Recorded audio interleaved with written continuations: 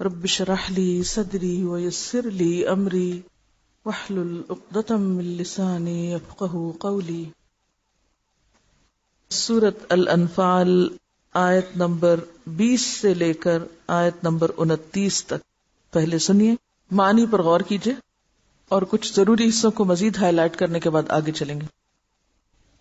اعوذ باللہ من الشیطان الرجیم، بسم اللہ الرحمن الرحیم۔ شروع کرتی ہوں اللہ کے نام سے جو بے انتہا مہربان نہایت رحم فرمانے والا ہے۔ اے لوگو جو ایمان لائے ہو، اللہ اور اس کے رسول کی اطاعت کرو اور حکم سننے کے بعد اس سے سرتابی نہ کرو۔ ان لوگوں کی طرح نہ ہو جاؤ جنہوں نے کہا کہ ہم نے سنا حالانکہ وہ نہیں سنتے۔ یقیناً خدا کے نزدیک بدترین قسم کے جانور وہ بہرے گنگے لوگ ہیں جو عقل سے کام نہیں لیتے۔ اگر اللہ کو معلوم ہوتا کہ ان میں کچھ بھی بھلائی ہے تو وہ ضرور انہیں سننے کی توفیق دیتا، لیکن بھلائی کے بغیر اگر وہ ان کو سنواتا تو وہ بے رخی کے ساتھ منہ پھیر جاتے۔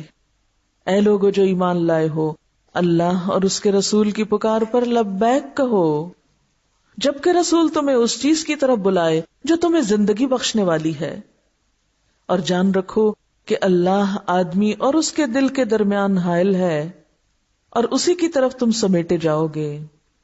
اللہ آدمی اور اس کے دل کے درمیان حائل ہے اور اسی کی طرف تم سمیٹے جاؤ گے، اور بچو اس فتنے سے جس کی شامت مخصوص طور پر صرف انہی لوگوں تک محدود نہ رہے گی جنہوں نے تم میں سے گناہ کیا ہو، اور جان رکھو کہ اللہ سخت سزا دینے والا ہے۔ یاد کرو وہ وقت جب کہ تم تھوڑے تھے، زمین میں تم کو بے زور سمجھا جاتا تھا، تم ڈرتے رہتے تھے کہ کہیں لوگ تمہیں مٹا نہ دیں، پھر اللہ نے تم کو جائے پناہ مہیا کر دی، اپنی مدد سے تمہارے ہاتھ مضبوط کیے اور تمہیں اچھا رزق پہنچایا، شاید کہ تم شکر گزار بنو۔ اے لوگو جو ایمان لائے ہو، جانتے بوجھتے اللہ اور اس کے رسول کے ساتھ خیانت نہ کرو، اپنی امانتوں میں غداری کے مرتکب نہ ہو، اور جان رکھو کہ تمہارے مال اور تمہاری اولاد حقیقت میں آزمائش کا سامان ہے، اور اللہ کے پاس اجر دینے کے لیے بہت کچھ ہے۔ اے لوگو جو ایمان لائے ہو، اگر تم خدا ترسی اختیار کرو گے تو اللہ تمہارے لیے کسوٹی بہم پہنچا دے گا، تمہیں ایک میزان اور فرقان دے دے گا، اور تمہاری برائیوں کو تم سے دور کرے گا اور تمہارے قصور معاف کرے گا۔ اللہ بڑا فضل فرما۔ اے لوگو جو ایمان لائے ہو، استجیبو، جواب دو۔ جو سنتا ہے وہ تو جواب دیتا ہے، جواب دو، اپنے سننے کا ثبوت دو کہ واقعی تم نے سنا ہے۔ کس کو؟ للہ، اللہ کو، وللرسول، اور رسول کو۔ کب؟ اذا دعاکم، جب وہ بلائیں تم کو۔ کس چیز کی طرف بلائیں؟ لما یحییکم، جو چیز تم کو زندہ کرنے والی ہے، زندہ رکھنے والی، زندگی دینے والی۔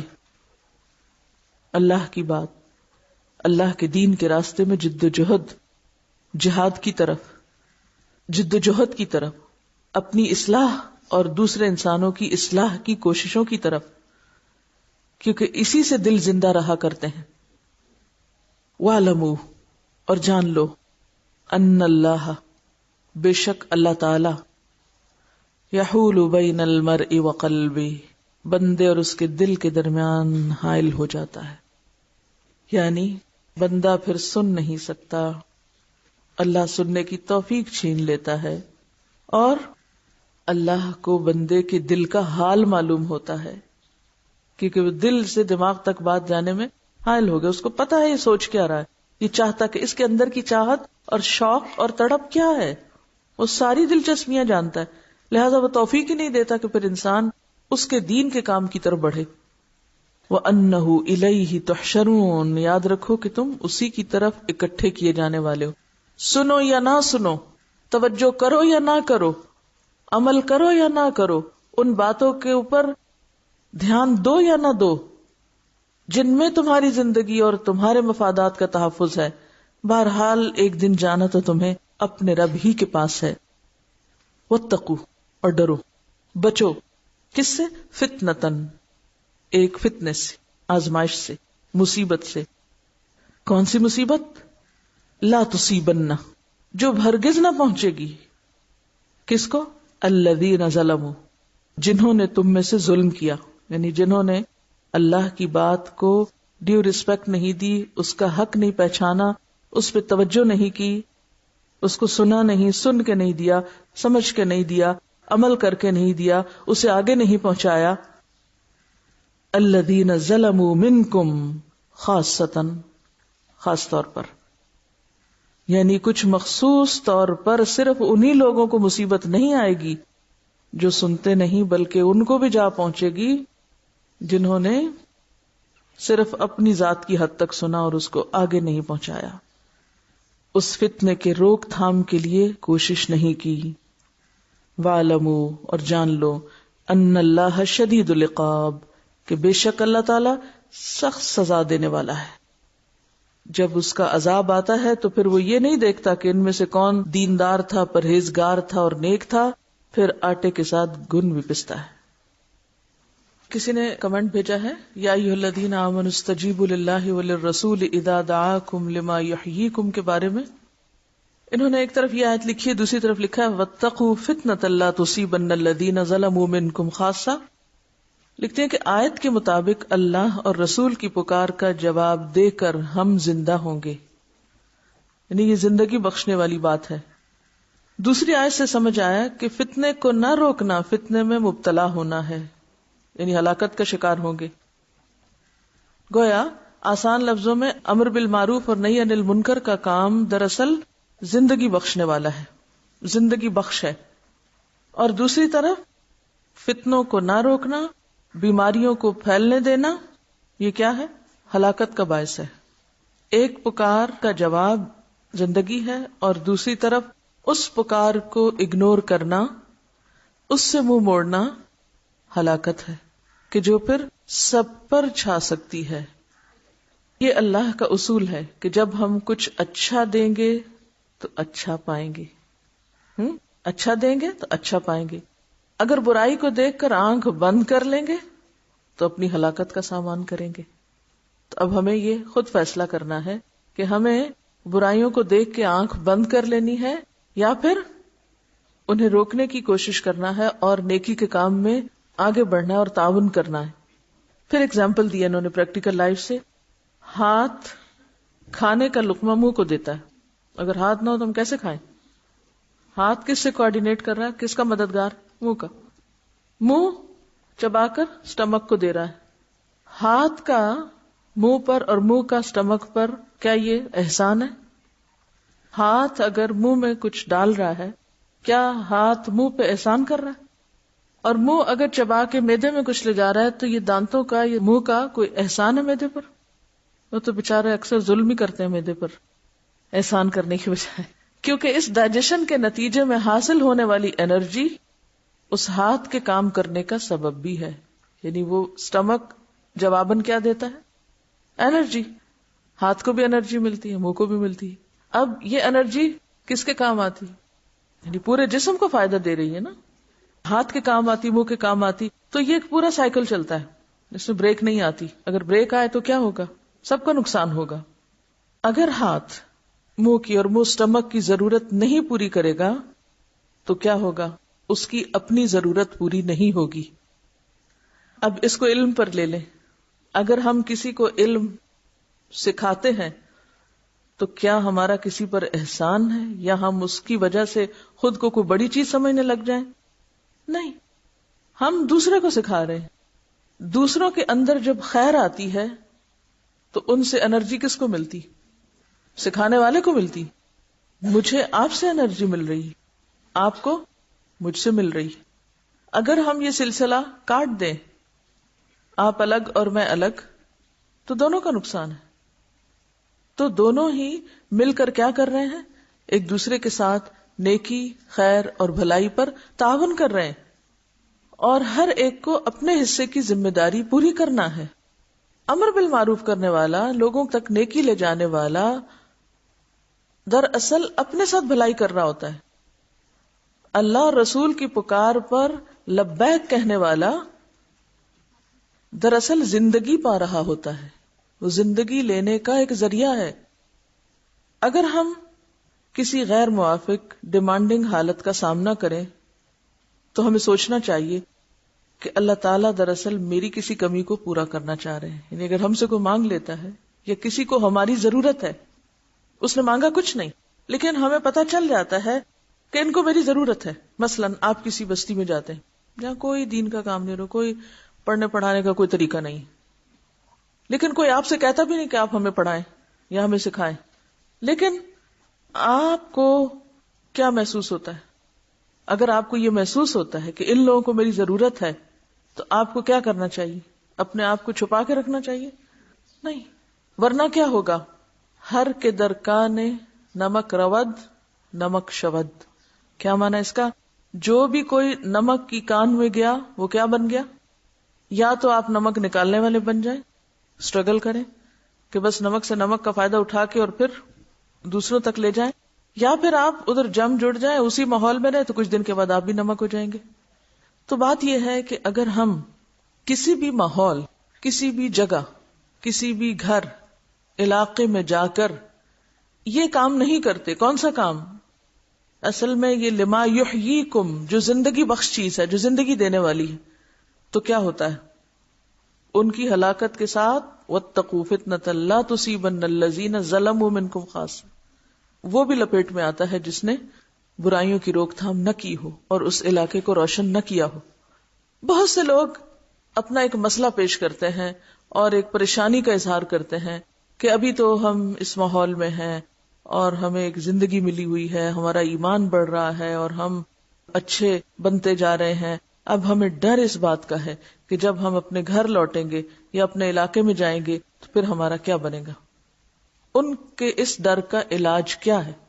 انہیں جو خوف ہے کہ استقامت نہیں رہے گی، فلاں ماحول میں نہیں استقامت ہوگی، فلاں میں نہیں ہوگی، فلاں میں نہیں ہوگی، اس کا کوئی علاج ہے؟ اگر یہاں آپ کو کسی سے انرجی مل رہی ہے تو جواباً آپ کو مزید انرجی لینے کے لیے اگر وہ شخص نہیں ملتا جس سے آپ انرجی لے رہے ہیں تو آپ کیا کریں؟ آپ انرجی دینے والے بن جائیں. دوسرے لوگ آپ کو انرجی دیں گے، بالکل ایسے ہی جیسے آپ لقمہ منہ تک لے جائیں، سٹمک تک لے جائیں، سٹمک پلٹ کے آپ کو انرجی دے گا. اور اگر آپ کھانا نہیں کھائیں گے، یہ سوچ کے ہاتھ اگر یہ سوچ لے میں کیوں دوں اس کو، تو کیا ہوگا؟ موت، ہلاکت. یہی تو بات ہے واتقوا فتنۃ لا تصیبن الذین ظلموا منکم خاصۃ. صرف پھر وہ ہاتھ ہی مرے گا یا باقی بھی جسم؟ صرف ہاتھ نہیں، سب. تو اس لیے لما یحییکم، اگر آپ اس پورے لیسن میں اس بات کو بھی یاد رکھیں، لما یحییکم کے اوپر کنسنٹریٹ کریں، تو آپ دیکھیں گے کہ پھر زندگی کہاں سے پتہ چلتی ہے. جب کسی کے بارے میں یہ دیکھنا ہو وہ زندہ ہے یا نہیں تو کیا کرتے ہیں؟ جواب نہیں دیتا اور دیکھتا نہیں، سنتا نہیں، سانس نہیں آتا اس کو، آکسیجن نہیں، موومنٹ نہیں. ٹھیک ہے نا؟ یہی علامتیں ہوتی ہیں نا ڈیتھ کی. یہاں جو اللہ تعالیٰ فرما رہے ہیں کہ ان کے کان ہیں سنتے نہیں، جیسے ایک مردہ ہوتا ہے تو اس کے کان تو ہوتے ہیں مگر وہ سنتا نہیں، اس کا دل کام کرنا بند کر دیتا ہے، لیکن دل تو ہوتا ہے نا مردے کے اندر کہ وہ بھی اڑ جاتا کہ وہ تو اندر ہی ہوتا ہے لیکن وہ کام کرنا چھوڑ دیتا ہے. آنکھیں دیکھنا چھوڑ دیتی ہیں، یہ مردے کی علامات ہوتی ہیں. تو زندگی نہیں رہی نا. زندگی کس سے پتہ چلتی ہے؟ زندگی کس چیز کا نام ہے؟ ان سینسز کو یوز کرنے کا. ان سینسز کو یوز کون کرے گا؟ کون دیکھے گا آنکھوں سے، غور و فکر اور مشاہدہ کرے گا، علم حاصل کرے گا؟ جس کو کیا کرنا ہوگا؟ آگے سکھانا ہوگا. سنے گا کون؟ سننے پہ توجہ کون کرے گا کہ میں یہ بھی سن لوں، میں یہ بھی سن لوں. بقی ابن مخلد نے کس طرح اندلس کا سارا علم چھان کے، کہاں اسپین، آپ میں سے تو شاید کوئی گیا بھی نہ ہو وہاں، اور کہاں عراق اور کہاں اندلس، خراسان، ہر جگہ پھر پھرا کے گھوم کے، جیسے ایک شہد کی مکھی ہوتی ہے نا، ایک مسلسل محنت کے بعد شہد تیار کرتی، تو اسی طرح اس دور کے علماء تھے کہ وہ ایک ایک پھول سے رس چوس کے پھر وہ شہد بنایا کرتے، جب بھی وہ میٹھا بھی ہوتا تھا. لیکن بات یہ ہے کہ جب انہیں پتا چلا کہ بغداد میں ایک بہت بڑے عالم ہیں امام احمد بن حنبل، تو وہ ان کے پاس آئے کہ ان سے احادیث حاصل کریں. پہنچے تو پتہ چلا کہ انہیں ان کے گھر میں ہی قید کر دیا گیا، تعلیم و تعلم کا سب سلسلہ رک گیا ہے۔ اب وہ بہت پریشان ہوئے کہ نہیں مجھے تو سیکھنا ہے، ہر قیمت پہ سیکھنا ہے۔ اب وہ سکھانے کے لائق نہیں۔ اب آپ دیکھیے کہ اب کیا چیز حرکت میں آتی ہے؟ بقی ابن مخلد کی کون سی چیز حرکت میں آتی؟ دماغ، دل۔ فوراً سوچتے ہیں کیا طریقہ ہو، کیا کروں، سیکھنا ہے مجھے جاننا ہے، مجھے سننا ہے ان سے۔ حالانکہ ان کی کتابیں باہر سے وہیں سے پڑھ کے چلے جاتے، نہیں انہی سے سیکھنا ہے، کیونکہ کسی کی کتاب سے پڑھنا اور خود اس سے پڑھنا ایک فرق چیز ہے، انہی سے سیکھنا ہے۔ اب وہ ایک فقیر کا بھیس بدل کر رات کے وقت امام احمد بن حنبل کے دروازے تک پہنچتے ہیں اور پکارتے ہیں، اور پھر وہ اندر سے بولتے ہیں کہ اس وقت تم کس کام آئے ہو؟ یعنی اس رات کے اس اندھیرے میں تو سونے کا وقت ہے، تم آخر لگتا ہے کوئی بہت ہی مجبور شخص ہو جو اس آدھی رات کو یہاں پہنچے ہو، تمہیں کیا چاہیے؟ اس نے کہا آپ سے علم چاہیے۔ وہ تو میں نہیں دے سکتا، میں تو قید و بند میں ہوں، پڑھا نہیں سکتا، پابندی ہے مجھ پہ پڑھانے کی۔ تو آخر کار حل کیا تلاش کرتے ہیں کہ ٹھیک ہے اگر پڑھنا ہے تو اسی طرح پھر فقیر کے بھیس میں آ کے روز دروازے کے باہر، دیوار کے باہر کھڑے رہو رات کے اندھیرے میں اور سنتے رہو۔ اور اس طرح انہوں نے ان سے فائدہ اٹھا لیا۔ یہ تدبیر کسی اور کو نہ سوجی، بقی ابن مخلد کو کیوں سوجی؟ شوق تھا نا، شوق تھا، علم کی قدر تھی، علم کی قیمت پتہ تھی، دل اور دماغ زندہ تھے، تدبیر نکال لی۔ ہمیں تدبیریں کیوں نہیں ملتی؟ ہمیں کیوں نہیں سمجھ آتی ہیں ایسی تدبیریں؟ ہم تو فوراً دوسرے کو بلیم کر دیتے ہیں، وہ ہم اس لیے نہیں پڑھے، آپ تھے ہی نہیں یہاں، اس لیے ہمیں پتہ ہی کچھ نہیں، ہمیں موقع ہی نہیں تھا، ہم کہاں سے پڑھتے ہیں، ہمارے ماں باپ نے بھی سکھایا ہی نہیں، ہمارے گھر میں ماحول نہیں تھا، فلاں نہیں تھا، فلاں۔ بھئی جو ہو چکا گیا۔ اب اگر آپ زندہ ہیں تو پھر آپ مواقع تلاش کریں۔ من جدہ وجدہ، جو کوشش کرتا وہ پا بھی لیتا ہے۔ اب آپ خود سوچئے کہ یہ جو لما یحییکم کی بات ہے، زندگی بخش چیز، یہ سیکھنا اور سکھانا ہے، روشنی عام کرنا ہے، نور پھیلانا ہے، معاشرے سے بیماریوں کو، تکلیفوں کو دور کرنا ہے، لوگوں کو ان بلاؤں سے نکالنا ہے کہ جن میں وہ مبتلا ہیں، یعنی ان مصیبتوں سے نکالنا ہے، ان گناہوں سے نکالنا ہے جن کی آخرت ڈبونے والے ہیں۔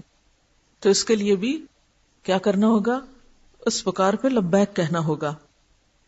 یہ لکھتی ہیں آج اگر ہم دین کو سپورٹ کریں گے تو دراصل ہم اپنے ایمان اور آخرت کا تحفظ کریں گے، اور اپنی روح کو موت کا شکار ہونے سے، یعنی دل کی موت یا ایمان کی موت، اس میں کسی پر کوئی احسان نہیں، اور خود پسندی یا تکبر کی تو بات ہی نہیں، اس کی تو ضرورت ہی نہیں کہ ہم کسی خود پسندی کا شکار ہوں۔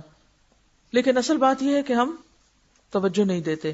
بہرحال یہ جو علم کا سیکھنا اور سکھانا ہے یہ آکسیجن کی طرح اہم ہے۔ اگر آکسیجن کسی انسان کو نہ ملے تو کیا ہوتا ہے؟ انسان مر جاتا ہے، اگر مرے نہ بھی تو کیا ہوتا ہے؟ معذور ہو جاتا ہے۔ اس کے بارے میں کسی نے اپنا ذاتی واقعہ لکھا ہوا ہے کہ 19 سال پہلے کی بات ہے، میں ایک بہت ہی خوبصورت کلینک میں گئی، میاں بیوی ڈاکٹر تھے، وہ دونوں باہر سے آئے تھے۔ بچے کی پیدائش کا وقت آیا تو معلوم ہوا کہ لیبر روم بیسمنٹ میں ہے اور سیوریج سسٹم خراب ہو کر پانی کمرے میں آ گیا۔ خیر اسے صاف وغیرہ کر کے مجھے نیچے لے گئے۔ 14 اگست کا دن تھا، ڈاکٹر کہہ رہی تھی کہ آنے والا بچہ تو بڑا آزادی پسند ہوگا۔ خیر بیٹا پیدا ہوا تو اس کو سانس نہیں آ رہا تھا، ڈاکٹر کے پاس آکسیجن نہ تھی، سانس کافی دیر کے بعد آیا، اور آکسیجن کی کمی کی وجہ سے، ویسے ہی بیسمنٹ میں اور بھی کمی ہوتی ہے، آکسیجن کی کمی کی وجہ سے اس کے برین سیلز ڈیمیج ہونے لگے، اسے اگلے دن فٹس پڑنے شروع ہو گئے۔ دوسرے ہاسپٹل لے گئے تو ڈاکٹرز نے کہا کہ آکسیجن کی کمی کی وجہ سے ایسا ہوا۔ اب ہم نہیں بتا سکتے کہ دماغ کا کون سا حصہ متاثر ہوا، یہ سن سکتا ہے، بول سکے گا یا چل سکے گا، ہم کچھ نہیں بتا سکتے۔ بہرحال آج وہ بچہ کھڑا بھی نہیں ہو سکتا، اس کا ایک ہاتھ کام کرتا ہے دوسرا نہیں، لیکن الحمدللہ سمجھدار ہے اور صابر ہے۔ ڈاکٹر سے اس کے بارے میں یہ بات سن کے میرے سر پہ پہاڑ گر پڑے کہ ڈاکٹر کا سرٹیفکیٹ، اتنا بڑا بورڈ، ڈگریاں ایک زندگی کو بچا نہ سکی۔ اگر آکسیجن بر وقت ملتی تو وہ بھی ٹھیک ہوتا۔ خیر تقدیر پر ایمان لا کے صبر کیا، لیکن جب آج یہ آیات پڑھی کہ یا ایھا الذین آمنوا استجیبوا للہ وللرسول اذا دعاکم لما یحییکم، تو اس وقت میرا دل ہل کر رہ گیا کہ یہ کتنی عجیب پکار ہے، یہ وہ پکار ہے جو زندگی بخشتی ہے، یہ تو ہماری روح کے لیے آکسیجن سے بھی زیادہ ضروری ہے۔ اگر ہم اس دین کا علم حاصل نہیں کرتے اور اسے آگے نہیں پہنچاتے اور معاشرے کے اندر امر بالمعروف اور نہی عن المنکر کا کام نہیں کرتے، تو پھر نہ ہماری اپنی زندگی ہے، یعنی ہماری ایمانی زندگی، روحانی زندگی ختم ہو کے رہ سکتی. اور پھر یہی وجہ ہے آج اگر ہم کہتے ہیں معاشرے میں یہ خرابی، وہ ہر وقت پریشان رہتے ہیں، صرف تبصرے کرتے ہیں کہ لوگ ایسے خراب ہیں، فلاں خرابی ہے، فلاں ہے، فلاں ہے، فلاں ہے، ہر طرح کی خرابیاں ہمیں معلوم ہے. لیکن اس کے لیے کرنا کیا چاہیے؟ جب خرابیاں عام ہو جائیں تو پھر کیا کرنا چاہیے؟ آرام نہیں، پھر اتنا ہی کام بھی کرنا چاہیے. لما یحییکم، یہ کام معمولی کام نہیں ہے، اس میں قوموں کی زندگی ہے، ایمان کی زندگی ہے، آخرت کی کامیابی چھپی ہوئی ہے.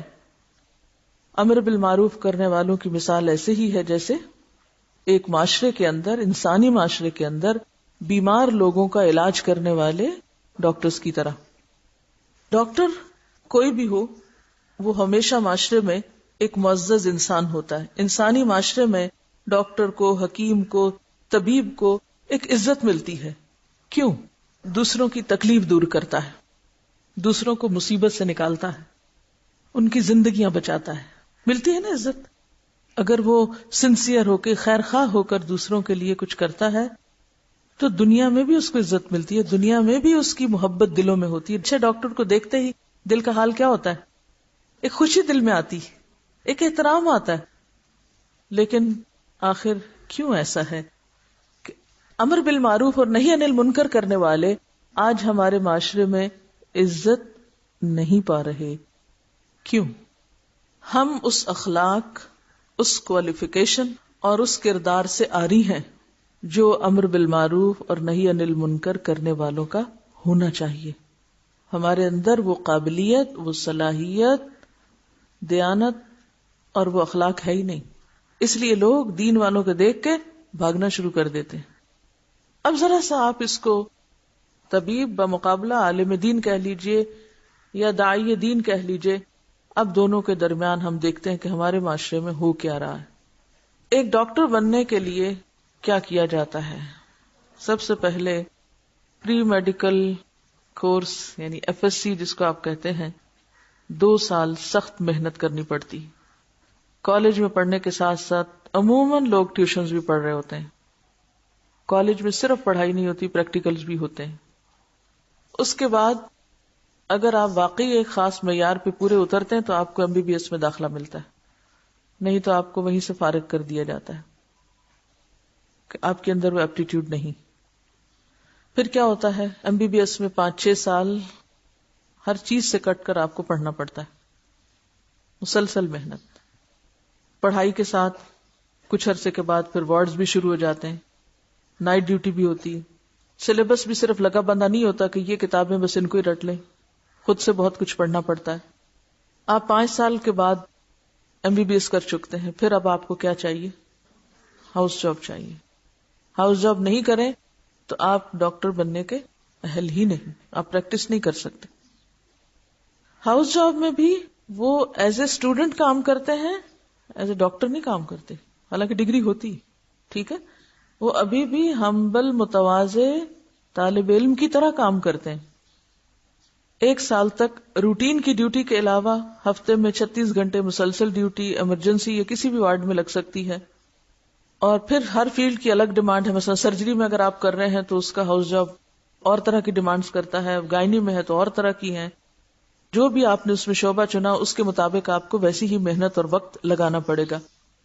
اور سونے کے لیے، کھانے کے لیے کیا طریقے اختیار کیے جاتے ہیں، جو لوگ اس مرحلے سے گزرے ہوں گے وہ اچھی طرح بتا سکتے ہیں کہ کچھ بھی کھانے کو مل جائے کسی بھی وقت، نہ کوئی کھانے کا ٹائم ہے اور نہ کوئی سونے کا ٹائم ہے، کیونکہ آپ آن ڈیوٹی ہیں.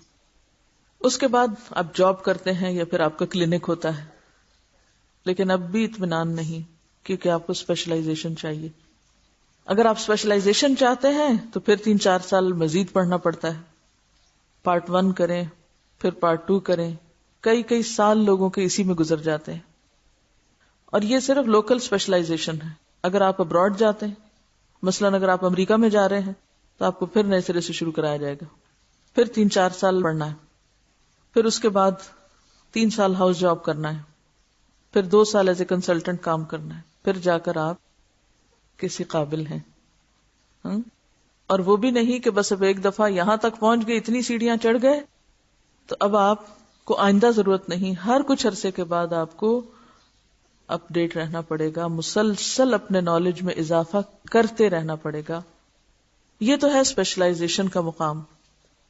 مشکل یہ ہے کہ ہم میں سے کچھ لوگ یہ چاہتے ہیں کہ دین میں اسپیشلائزیشن اختیار کریں، لیکن وہ اس قسم کی کوئی ایک بھی قربانی دینے کے لیے تیار نہیں. اگر آپ ہی میں سے کوئی ایک شخص یہ طے کر لے کہ میں یہ کرنا چاہتی ہوں، بتائیے کتنے مواقع ہیں؟ کس کے اندر یہ اسٹیمنا ہے، کس کے اندر یہ اتنا ایمان اور اطمینان ہے کہ ہاں کچھ بھی ہو میں دنیا کی ساری رونقیں قربان کر سکتی ہوں، کیونکہ یہ ڈاکٹر دنیا کی آئندہ رونقوں کے لیے یہ ساری رونقیں قربان کرتا ہے. ایف ایس سی سے لے کر اسپیشلائزیشن تک کیا حال ہوتا ہے لوگوں کا اگر وہ واقعی کمیٹڈ سیریس قسم کے ڈاکٹر ہیں. ان کی سوشل لائف، ان کی گھریلو زندگی، ان کا شادی بیاہ، ان کے بچے، ان کا سب کچھ، ان کے رشتہ دار، ان کے باقی تمام چیزیں، ان سب چیزوں کے ساتھ کیا معاملہ ہوتا ہے.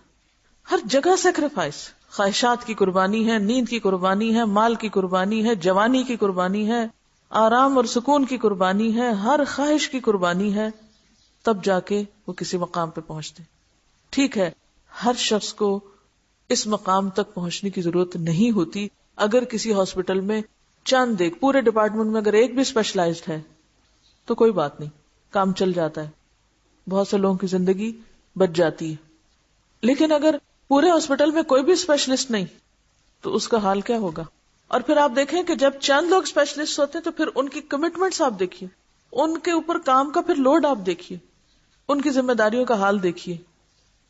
اس کے برعکس روحانی معالج، دینی معالج، ان میں کتنے ہیں جو اس اسپیشلائزیشن کے درجے پر پہنچے اور اس کمٹمنٹ کے ساتھ مسلسل ہر چیز قربان کر کے اپنے نالج میں اضافہ کرتے چلے جائیں، اور پھر دنیا کے اٹریکشنز کو اپنی گڈ ول کے ساتھ، اپنی سوچ اور اپنی سمجھ کے ساتھ وہ کہیں کوئی بات نہیں، شادی لیٹ ہو گئی کوئی بات نہیں، اسی طرح کھانے کو نہیں ملا کوئی بات نہیں، نو پرابلم، سو نہیں سکے نو پرابلم. ان ساری مشکلات کے باوجود ڈیمانڈ کیا ہوتی ہے ڈاکٹر سے کہ اس کی شکل، اس کا حال حلیہ، اس کا رویہ کیا ہو؟ سخت گیر، مسکرانا بھول جائے؟ نہیں، ہمدرد، خیر خواہ، مسکراتا ہوا، اویلیبل. دین والے اگر تھوڑی سی بھی محنت کر لیں تو ان سے ساری نرمی، ہر چیز رخصت ہو جاتی ہے، بہت معزز محترم ہو جاتے ہیں، پھر اپروچ نہیں کیے جا سکتے. تو پھر انسانی معاشرے کی اخلاقی اور روحانی بیماریوں کا عالم کیا ہوگا؟ پھر وہاں ڈپریشن بڑھے گا یا نہیں؟ وہاں تعلقات باہم خراب ہوں گے یا نہیں؟ وہاں قتل و غارت اور خون ریزی ہوگی یا نہیں؟ وہاں چین اور سکون لٹیں گے یا نہیں؟ لیکن ہم سنجیدگی سے اس بارے میں نہیں سوچتے. ہم میں سے ہر ایک صرف تمنا کرتا ہے کاش میں بھی کوئی دین کی اعلیٰ خدمت کروں، لیکن اس اعلیٰ خدمت کے لیے محبتوں کی قربانی، اوقات، جوانی، صحت، مال، ہر چیز کی نہیں. اس لیے کہ ذات کا بھی حق ہوتا ہے، رشتہ داروں کا بھی حق ہوتا ہے، فلاں کا بھی ہے، فلاں کا بھی. پھر اس وقت ہم اس حدیث کو یاد کرتے ہیں، جب قربانی دینے کا موقع تھا پھر ہم ان حدیث کو یاد کرتے ہیں. پھر ہمیں صرف صحابہ کے قصے ہی اچھے لگتے ہیں، خود ان میں سے کوئی ایک بھی ایسا طریقہ اختیار نہیں کرنا چاہتا. کیونکہ جب اندھیرا زیادہ ہو جائے، وبائیں پھیل جائیں. اب دیکھیے کہ ایک ڈاکٹر عام حالات میں کام کرتا ہے، پھر بھی کچھ روٹین ہوتی ہے، ڈاکٹر بننے کے بعد اس نے ٹائمنگز مقرر کیے ہوئے. جب ایمرجنسیز ہوتی ہیں، جب وبائیں پھیلتی ہیں، پھر کیا ہوتا ہے؟ پھر ساری روٹین اوپر نیچے ہوتی ہے. ہم زندگی کے کسی حصے میں بھی کوئی روٹین نہیں خراب کر سکتے. اس کے باوجود ہم کیا چاہتے ہیں کہ ہم بہت بہترین مبلغ ثابت ہوں. نہ ہمیں علم چاہیے، نہ ہمیں طریقہ کار چاہیے، نہ ہاؤس جاب چاہیے، نہ کام کرنے کا ڈھنگ آنا چاہیے. بس تھوڑا سا علم مل جائے تو جیسے خدا گنجے کو ناخن نہ دے، وہ والی مثال، پھر ہر ایک کو زخمی کرتا پھرے. تھوڑی سی باتیں پڑھ کے ہر ایک کے اوپر حلال حرام کے فتوے، ہر ایک کے اوپر ججمنٹس پاس کرنا، ہر ایک کو ایسی نظر سے دیکھنا کہ جیسے ہم تو پاک باز ہیں اور دوسرا کچھ نہیں جانتا. اس رویے نے دین کو نقصان دیا ہے، اس نے دین کا امیج خراب کیا ہے. ہم کبھی سوچے تو صحیح کہ ہم جو کچھ کر رہے ہیں دین کی خدمت کے نام پر. وہ دین کی خدمت کتنی ہے اور دین کا امیج کتنا خراب کر رہی ہے، ہم سب کے لیے لمحہ فکر ہے. آپ نے دیکھا ہوگا کہ جن گاؤں دیہاتوں وغیرہ میں کوئی ڈاکٹر نہیں، کوئی ہسپتال نہیں، کچھ نہیں، پھر کیا ہوتا ہے، نیم حکیم، جعلی حکیم اٹھ کھڑے ہوتے ہیں اور وہ لوگوں کا علاج کر کر کے ان کو اور مصیبت سے دوچار کرتے ہیں. تو چونکہ ایک عام قحط ہے نا انسانوں کا، ایسے انسانوں کا کہ جو واقعی دین کے لیے کچھ قربانیاں کر سکیں اور اس قربانی کے لیول پر دین کو حاصل کر کے پھر عام لوگوں کے پاس لے جائیں، تو پھر کیا ہوتا ہے، نیم ملا قسم کے لوگ اٹھ کھڑے ہوتے ہیں اور وہ دین کو اور زیادہ بدنام کرنے کا سبب بنتے ہیں. کیا یہ کیفیت ہمارے معاشرے میں نہیں ہے؟ اگر ہم کہتے ہیں کہ ہے تو پھر صرف باتیں بنانے سے بات بن جائے گی؟ کیا ہمیں خود کچھ نہیں کرنا؟ ٹھیک ہے، آپ سب سے یہ ڈیمانڈ نہیں کہ آپ اسپیشلائزیشن کریں، لیکن جن کے اندر صلاحیت ہے وہ تو دنیا میں جانا چاہتے ہیں، وہ تو مالی اعتبار سے مضبوط ہونا چاہتے ہیں، وہ سمجھتے ہیں کہ دین کی خدمت زیادہ پیسے آنے سے ہوتی ہے. یہ کتنی بڑی بھول ہے. جتنے ائمہ کرام ہیں ان میں سے آپ نے کس کے بارے میں پڑھا کہ ان کے پاس کتنا کتنا مال تھا اور کتنے کتنے دنیاوی کاروبار تھے ان کے پاس، جس سے انہوں نے اپنی مالی پوزیشن بڑھائی، پھر انہوں نے خوب دین کی خدمت کی؟ کوئی ایسا طریقہ نہیں ملتا. دین سکھانے کے لیے دین کے علم میں پختہ ہونا ضروری ہے، دین سکھانے کے لیے مالی اعتبار سے پختہ ہونا ضروری نہیں. صحابہ کرام کا حال کیا تھا، کتنے پختہ تھے مالی اعتبار سے، کتنا مال تھا ان کے پاس. مدینہ میں جب آپ صلی اللہ علیہ وسلم آتے تھے، حضرت عمر کہتے ہیں کہ بعض اوقات آپ صلی اللہ علیہ وسلم سارا سارا دن بھوک کی شدت سے تڑپتے تھے اور ردی کھجوروں کے سوا کوئی چیز نہ ہوتی تھی کہ جس سے وہ اپنی بھوک مٹا سکیں. تو انہوں نے یہ تو نہیں کہ اچھا پہلے ہم سارے مل کے کو مال حاصل کرنے کی فکر کریں، جب وہ آ جائے گا ہماری پوزیشن سٹرونگ ہو جائے گی پھر ہم کیا کریں گے، پھر ہم دشمنوں پہ غالب آ جائیں گے. نہیں، ہر کام کا اپنا ایک تقاضا ہوتا ہے. اب ایک شخص اگر ڈاکٹر بننا چاہتا ہے اور وہ چلا جائے کسی بزنس اسکول میں اور یہ کہے کہ پہلے میں مال کمانے کا ذریعہ معلوم کر لوں، پھر پیسے کما کے پھر میں جاؤں گا باہر پڑھنے کے لیے اور پھر میں اسپیشلائزیشن کر کے آؤں گا، تو اس نے کیا کیا، راستہ بدل دیا. وہ اس قابل نہیں، وہ تو بریک آ گئی بیچ میں. تو اس لیے فَلَوْلَا نَفَرَ مِن كُلِّ فِرْقَةٍ طَائِفَةٌ مِّنْهُمْ لِيَتَفَقَّهُوا فِي الدِّينِ وَلِيُنذِرُوا قَوْمَهُمْ إِذَا رَجَعُوا إِلَيْهِمْ. پوری بستی میں اگر ایک دو ڈاکٹرز بھی ہوں تو لوگوں کی زندگیاں محفوظ رہتی ہیں. پورے شہروں میں، بستیوں میں اگر چند ایک اسپیشلائز اسکالر ہوں جو لوگوں کو صحیح طور پر رہنمائی کریں تو اس سے ایمانی زندگیاں اور آخرت کی ہلاکت سے زندگیاں محفوظ ہو سکتی ہیں، انسانی معاشرہ فلاح اور ترقی کر سکتا ہے. لیکن وہ کون ہو؟ ہر ایک دوسرے کی طرف دیکھتا ہے، وہ کوئی اور ہو، وہ میں کیوں ہوں، آخر میں کیوں، سارے لوگ تو آرام کرتے میں ہی کیوں. چونکہ دین کے علم کا فائدہ فوری نہیں نہ نظر آتا، بہت دیر بعد جا کے فصل اگتی، بہت دیر بعد جا کے پھل ملتا ہے، اور اس وقت بھی کچھ مستقبل نظر نہیں آ رہا ہوتا. لیکن جب ایسی کیفیات اور قربانیوں سے گزرنا پڑے پھر ہم سیلف پٹی کا شکار ہو جاتے ہیں، پھر ہم روتے دھوتے ہیں، پھر ہم کہتے ہیں دیکھو دنیا کیسی عیش کر رہی ہے اور ہم سوکھے ٹکڑوں پہ گزارا کر رہے ہیں. یہ اگر صبر ہو تو ہی، قناعت ہو تو ہی، آخرت پر ایمان ہو تو ہی یہ ذمہ داری اٹھائی جا سکتی. اسی لیے پھر قیامت کے دن اعلیٰ درجات پر بھی کون ہوگا؟ کیوں کہا گیا ایک عالم 70 عابدوں پہ بھاری؟ اور وہ جو علم کی فضیلت میں ساری باتیں ہیں وہ کوئی 2-4 کتابیں رٹ لینے سے تھوڑی ہیں. پھر آپ دیکھیں کہ ایک ڈاکٹر جب اپنی عملی پریکٹیکل لائف میں ہوتا ہے پھر اس کے بعد کن کن جگہوں پہ کام کر رہا ہوتا ہے، کتنی گندگی میں مریض سے اسمیل آ رہی ہوتی ہے، مریض بعض اوقات چیخ چلا رہا ہوتا ہے، بعض اوقات وہ تعاون نہیں کر رہا ہوتا ڈاکٹر کے ساتھ، برا بھلا بھی کہہ رہا ہوتا ہے، لیکن وہ کتنے صبر، حوصلے اور تحمل کے ساتھ کام کیے چلے جاتا ہے، تسلی بھی دیتا چلا جاتا ہے. لیکن اس کے باوجود وہ نفرت نہیں کرتا مریضوں سے، وہ پھر بھی ہمدردی رکھتا ہے. ہم لوگوں میں 1-2 غلطیاں دیکھ لیں ہم ان کی جان کے دشمن بن جاتے ہیں، یہ فلاں اس نے یہ کیا تھا نا. اور پھر آپ دیکھیے کہ ہم اچھے ڈاکٹر سے تو یہ ڈیمانڈ کرتے ہیں کہ ڈگری دکھائیے، ڈگری کیا ہے، پڑھا کیا ہے، اور پھر آپ نے کیا کیا اسپیشلائزیشن کس طرح کی ہے، اس سے تو ہم یہ مطالبہ کرتے ہیں. لیکن اپنے معاملے میں جب دین کی کوئی بات ہوتی ہے تو ہم کچھ بھی اس کے لیے ضرورت نہیں سمجھتے کہ ہمارا اپنا علم بھی پختہ ہونا چاہیے یا اس کی بھی ضرورت ہے. پھر اسی طرح ڈاکٹر کیا کسی مذہب، جماعت اور گروہ کی بنیاد پر کسی کا علاج کرتا ہے؟ نہیں، ہر طرح کی فرقہ واریت، تعصب اور ان سب چیزوں سے باہر نکل کے کرتا ہے. ایک اچھے ڈاکٹر کی ہم بات کر رہے ہیں، ایکسپشنل کیسز کو مت لائیے، نہیں فلاں ڈاکٹر نے تو فلاں کو نہیں دیکھا تھا، یہ نہیں باتیں اس وقت. ایک اچھے ڈاکٹر کی بات ہو رہی ہے، کیونکہ ہمیں اس سے کمپیریزن کرنا، نہ کہ ایک نکمے شخص سے. لیکن جب دین والے دین پڑھ لیتے ہیں تو وہ کیا کہتے ہیں؟ صرف ہماری جماعت کے لوگ، صرف ہمارے فرقے کے لوگ، صرف ہمارے، اتنی محدود سوچ ہو جاتی ہے. اور پھر صرف اپنوں ہی کے بارے میں سوچتے رہتے ہیں، اپنے سے باہر اور پھر خصوصاً اپنے دین سے باہر کے لوگوں کے لیے ہمدردی اور خیرخواہی تو ختم ہی ہو کے رہ جاتی ہے، اور ان کے لیے تو الٹا نفرتیں اور دشمنی کے نام پر ان سے عداوتیں اور لڑائی جھگڑے شروع کر دیتے ہیں.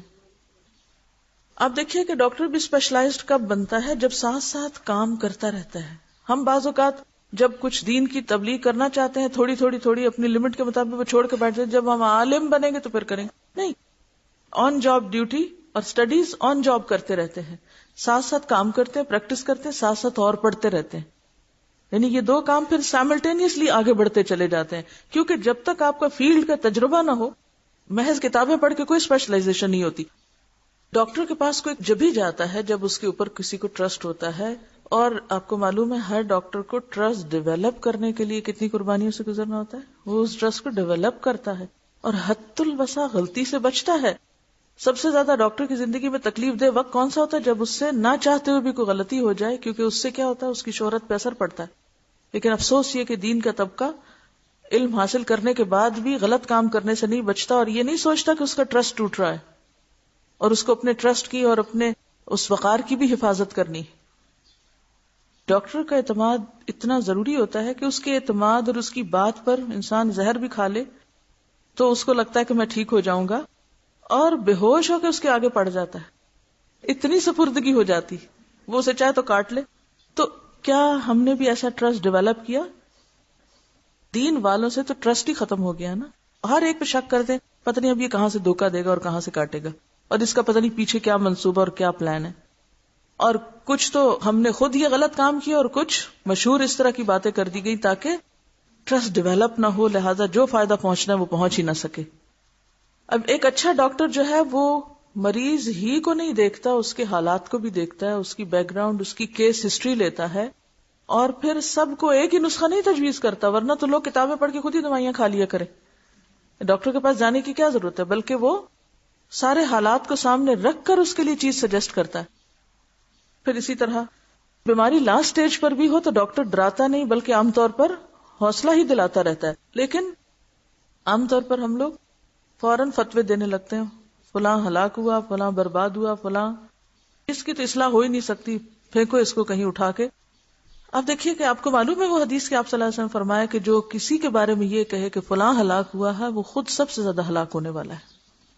اور کسی کے بارے میں اگر کوئی کہے کہ فلاں جنت میں نہیں جا سکتا، تو اللہ تعالیٰ فرماتے کہ ٹھیک ہے، اس کو تو میں جنت میں بھیج رہا ہوں اور تمہیں نہیں جانے دوں گا. تو اللہ کی مخلوق کے اوپر اس قسم کے فتوے لگانا اور ان کے بارے میں ایسی ججمنٹس پاس کرنا، یہ درست نہیں. اب آپ دیکھیے کہ ہم کر کیا رہے ہیں بحیثیت ایک معاشرے کے. ہم اپنے بہترین ذہین بچے کہاں لگاتے ہیں، فیس بڑی بڑی کس کے لیے دیتے ہیں، پھر کیا طریقے اختیار کرتے ہیں. اس کے برعکس دین کے رہنما تیار کرنے کے لیے ہمارے پاس کیا پلان یا پروگرام ہے. اور پھر ہم جب اپنی محفلوں میں بیٹھتے ہیں تو ہم محض مولویوں کا مذاق اڑاتے رہتے ہیں. مولوی صاحب نے یہ کہا ہمارے بچے کو. اکثر سمجھدار لوگوں کے اندر بھی میں یہ دیکھتی ہوں کہ وہ بیٹھ کر مولویوں کے اوپر تبصرے کرتے رہتے ہیں. مولوی صاحب نے یہ کہا، مولوی صاحب نے یہ کیا، کبھی حلوے کا مذاق، کبھی کسی چیز کا، کبھی کسی چیز کا. لیکن کبھی نہیں سوچتے کہ ہم نے اپنے بچوں کو مولوی کیوں نہیں بنا دیا. پھر اگر دوسرے مولویوں سے شکایت ہے تو ہمیں چاہیے تھا کہ ہم اپنی ذہین ترین اولاد کو مولوی بناتے تاکہ ایسے مولوی ان سے سیکھتے. اور اگر ہم نے کوئی کام نہیں کیا اس سلسلے میں، اپنی اولادوں کو دنیا کمانے کے لیے لگا دیا ہے اور صرف ہم مولویوں پہ تبصرے کرتے ہیں، تو ہمیں حق کیا ہے پھر ان تبصروں کا؟ ہمیں کیا حق ہے؟ پھر ہمیں حق نہیں، ہمیں کوئی اختیار نہیں کہ ہم زبان بھی کھولیں. پھر چونکہ اس طرح کے تبصروں سے معاشرہ سدھر نہیں سکتا. اس کے لیے خاموشی کے ساتھ، سنجیدگی کے ساتھ کام کرنا پڑے گا. دوسروں کی طرف نظر اٹھانے سے پہلے اپنے آپ کو پیش کرنا پڑے گا، خود کو دیکھنا پڑے گا.